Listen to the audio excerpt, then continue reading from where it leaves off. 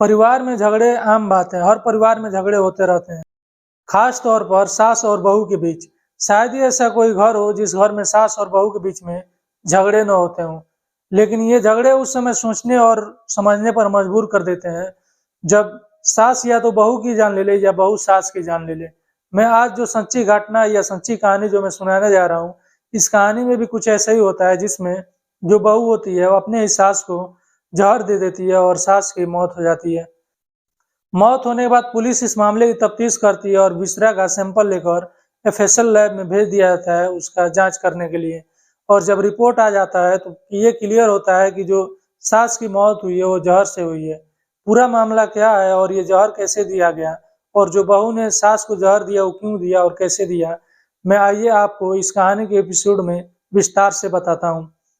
नमस्कार, सलाम, सत श्री अकाल। मैं हूं मुस्तफ़ा और आपका स्वागत है मेरे चैनल पर। आज की जो मैं सच्ची घटना सुनाने जा रहा हूँ, ये सच्ची घटना राजस्थान की है और राजस्थान के जयपुर से है। जयपुर में एक थाना लगता है, मालवीय नगर थाना। इसी थाने के इलाके में एक परिवार रहता है। परिवार के जो मुखिया हैं उनका नाम अशोक कुमार मीना है और इनकी उम्र तकरीबन 65 साल है और ये एक रेलवे से रिटायर इंजीनियर है। इनके अलावा परिवार में इनकी पत्नी है और पत्नी का नाम चंद्रकला है और इनकी उम्र तकरीबन 60 साल। और एक बेटी है। बेटी की शादी इन लोगों ने 2009 में ही कर दिया था और बेटी अपने घर रह रही थी। और बेटी के अलावा परिवार में एक बेटा भी है और बेटे की उम्र तकरीबन 35 साल है। 2017 आ जाता है और 2017 में जो अशोक कुमार मीना है वो अपने बेटे के लिए रिश्ता ढूंढना शुरू करते हैं ताकि बेटे की शादी हो सके। बेटे का नाम राहुल था और राहुल के लिए वो रिश्ता तलाश करते करते अलवर पहुंच जाते हैं।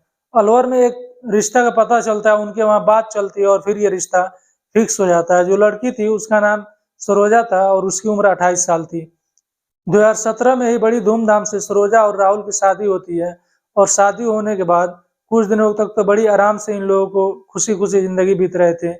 लेकिन ये खुशी इन लोगों के उस टाइम गम में बदल गया जब पता चला कि जो उनकी बहू है वो एक झगड़ालू लड़की है और अब घर में आए दिन वो पति से या अपने ही सास से झगड़े करती रहती है। और शायद ही कोई ऐसा दिन खाली जा रहा हो जिस दिन घर में झगड़े न हो रहे हों। और ये झगड़ों के दौरान अपने पिता और अपने भाई को भी बुला लेती और वो लोग भी इस झगड़े में अपनी बेटी का साथ देते और वो लोग भी इनके घर पे आके झगड़े करते। एक रोज ऐसे ही झगड़ा हुआ और उसके पिता यहाँ आए हुए थे और अपने साथ वो अपने बेटी को लेकर चले गए। तकरीबन 2 महीना बीत चुका था और जो अशोक थे वो अब चिंतित होने लगे थे और फिर वो खुद पहुंचे अपने बहू के घर और जाकर वहां से अपने बहू को फिर वापस ले आया। ले आने के बाद उनको लगा था कि अब शायद झगड़े नहीं होंगे, लेकिन अभी भी झगड़े हो रहे थे। और फिर 2018 आ जाता है। 2018 में वो एक बेटे को जन्म देती है। अब अशोक को ये उम्मीद था कि अब ये एक माँ बन चुकी है तो अब झगड़े नहीं करेगी और शायद मिलजुल कर और खुशी खुशी रहेगी। लेकिन ये भी उम्मीद पर पानी फिर जाता है और जो उनकी ये उम्मीद थी, ये उम्मीद भी ज्यादा दिनों तक नहीं टिकती है। वो अभी भी घर में झगड़े कर रही थी और झगड़े के दौरान उसके भाई पिता आ जाते और वो भी झगड़े करते। एक रोज उसका भाई पहुंचा और उसके पिता यहाँ पहुंचे। उन लोगों ने एक फरमान जारी कर दिया और कहा कि जो उनकी बेटी है अब इन लोगों के साथ नहीं रहेगी। इनका जो मकान है वो 2 मंजिला मकान है।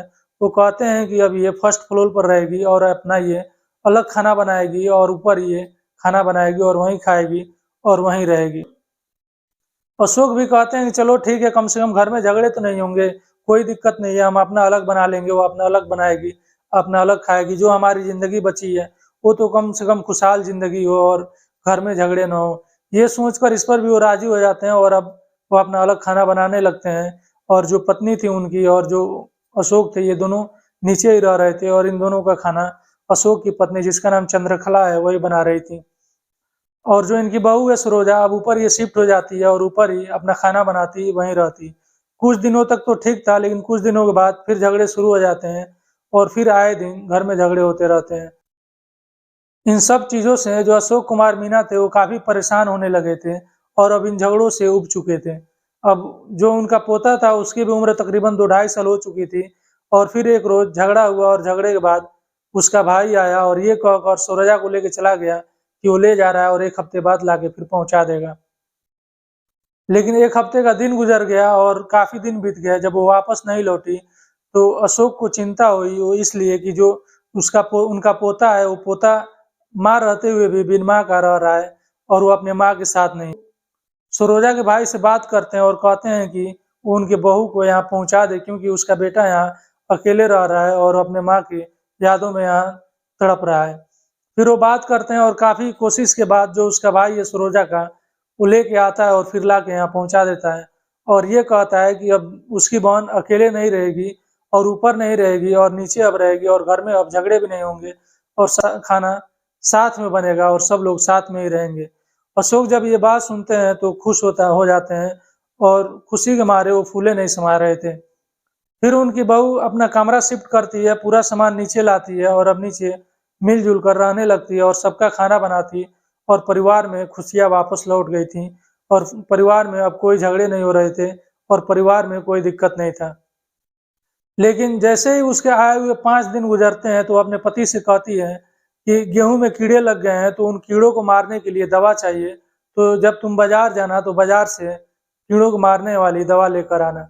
पति बाजार जाता है और बाजार से पुड़िया लाता है 2 और दोनों लाके उसे दे देता है और वो कपड़े में लपेटकर उस गेहूँ में डाल देती है।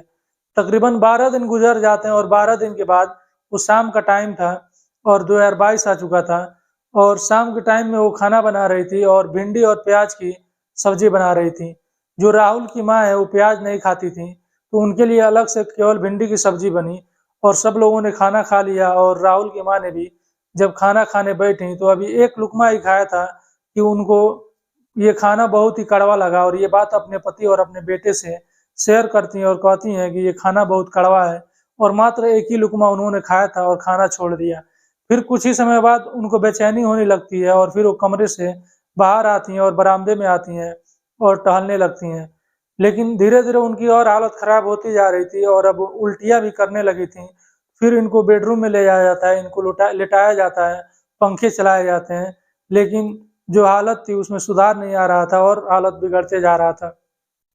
फिर ये लोग तुरंत जयपुर के ही अपेक्स हॉस्पिटल लेकर पहुँचे और वहाँ ले जाने के बाद इनको आईसीयू में भर्ती करा दिया गया। और जब आईसीयू में भर्ती हुई तो डॉक्टर आईसीयू से बाहर आता है और कहता है कि इन्होंने जहर खाया है। अब जब ये बात उनके पति और उनके बेटे सुनते हैं तो इन लोगों के होश उड़ जाते हैं और सोच में पड़ जाते हैं कि माँ ने जहर कैसे खा लिया। तो ये कहते हैं कि डॉक्टर साहब इलाज कीजिए, मेरी माँ को किसी तरह बचाइए, लेकिन डॉक्टर साहब कहते हैं कि जब तक ये नहीं पता चलेगा कि उन्होंने कौन-सा जहर खाया है, तब तक इलाज संभव नहीं है। अब बेटा वहाँ से भागता हुआ घर जाता है और इस उम्मीद में जाता है कि शायद घर से वो पुड़िया मिल जाए या वो शीशी मिल जाए जिससे पता चले कि वो जहर कौन-सा था। घर पर जाता है तो देखता है कि उसकी पत्नी सोई हुई है और घर में जो खाना बचा हुआ था, सब खाना खत्म हो गया है और प्लेट भी धुले जा चुके हैं। ये चीज़ उसे अजीब लगता है क्योंकि प्लेट अक्सर सुबह धुले जाते थे और आज रात में ही धुल दिए गए हैं। वो अपने पत्नी के पास जाता है, जगाता है और उससे बातें करता है और कहता है कि जो खाना बचा हुआ था वो खाना कहाँ है? वो कहती है कि वो खाना मैंने खा लिया है। वो कहता है कि डेली सुबह बर्तन धुले जाते थे लेकिन आज पहले ही क्यों धुल दिए गए हैं? तो बताती है कि मैं घर पे अकेले थी और कोई काम नहीं था, मेरे पास समय था तो मैंने धुल दिया। वो डायरेक्ट पूछता है कि तुमने खाने में कौन-सी ऐसी चीज़ मिलाई थी, कौन-सी जहर मिलाई थी जिससे माँ की तबीयत खराब हुई है? तो वो कहती है मैंने भी तो वही खाना खाया था, मेरी तो तबीयत नहीं खराब हुई, मुझे तो कुछ नहीं हुआ। वो कहता है राहुल कहता है कि तुम दूसरी सब्ज़ी खाई थी, तो जो तुम्हारी सब्ज़ी थी वो प्याज़ वाली सब्ज़ी थी और जो माँ की सब्ज़ी थी वो बिन प्याज़ वाली सब्ज़ी थी। इसका जवाब सरोजा के पास नहीं था और फिर ये उल्टे पाँव जब इसको कोई शीशी या कोई पुड़िया नहीं मिलता है तो भागते हुए फिर हॉस्पिटल पहुँचता है। लेकिन जब हॉस्पिटल जाता है तो पता चलता है कि इसकी माँ की मौत हो चुकी है। अब ये दोनों बाप बेटे वहाँ से सीधे थाने पहुँचते हैं और थाने जाकर एक रिपोर्ट ये लोग दर्ज कराते हैं और रिपोर्ट में ये लिखवाते हैं कि जो उनकी बहू है, उन्हें उसी ने ही इनकी इनकी पत्नी को जहर देकर मारा है और रिपोर्ट में लिखवाते हैं कि उनके बहू और बहू के पिता और भाई और बहू के माता ने इन चारों ने मिलकर मेरी पत्नी को मारा है। पुलिस रिपोर्ट दर्ज करती है और जो बेटा था यानी राहुल बताता है पुलिस से कि मैंने अभी कुछ ही दिन पहले गेहूँ में रखने के लिए पुड़िया ला कर दिया था, दवा ला कर दिया था, तो कहीं ऐसा तो नहीं कि वही दवा उसने खाने में मिलाकर मेरे माँ को खिला दिया। पुलिस रिपोर्ट लिखती है और रिपोर्ट लिखने के बाद अब डेड बॉडी को अपने कब्जे में लेती है और जयपुरिया हॉस्पिटल में पोस्टमार्टम के लिए भेज दिया जाता है। जब पोस्टमार्टम रिपोर्ट आता है तो ये क्लियर हो जाता है कि इनकी मौत जहर से ही हुई है, लेकिन ये बात अभी पुलिस गुप्त रखती है और किसी को बताती नहीं है। फिर विसरा का सैंपल लेती है पुलिस और एफएसएल लैब भेजा जाता है, और एफएसएल लैब भेजने के बाद पुलिस पहुंचती है अब राहुल के घर, अशोक के घर। वहां जाती है, वहां छानबीन करती है तो गेहूं से मात्र एक पुड़िया निकलता है और एक पुड़िया गायब था। पुलिस को भी लग जाता है कि यही पुड़िया जो गायब है उसी से ही इनकी मौत हुई है। तकरीबन 5 महीने गुजर जाते हैं। अब 2023 आ जाता है और 2023 में 9 जनवरी के दिन रिपोर्ट आता है एफएसएल से और पता चलता है कि इनकी मौत जहर से ही हुई है। अभी ये जिन लोगों का नाम दर्ज है एफआईआर में, उनको गिरफ्तार नहीं किया गया है। हो सकता है आने वाले 1-2 दिनों के अंदर इनको गिरफ्तारी हो और इनसे पूछताछ हो। ये थी आज की कहानी, जिसमें एक बहू ने ही अपने सास को जहर देकर मार डाला और छोटी-छोटी बातों पर झगड़े होते रहते थे और उन्हीं झगड़ों को लेकर वो सास की तो जान गई ही और साथ ही साथ अपनी भी पूरी जिंदगी बर्बाद कर ली और अब जेल में रहेगी। और इसके साथ में जो इसके पिता हैं, जो भाई हैं और जो माँ है, ये लोग भी, इन लोगों की भी जिंदगी अब जेल में ही कटेगी। आप लोगों की ये कहानी कैसी लगी कमेंट बॉक्स में ज़रूर बताइएगा, और आपसे रिक्वेस्ट है कि मेरे वीडियो को लाइक कीजिए, शेयर कीजिए और चैनल को सब्सक्राइब ज़रूर कीजिएगा।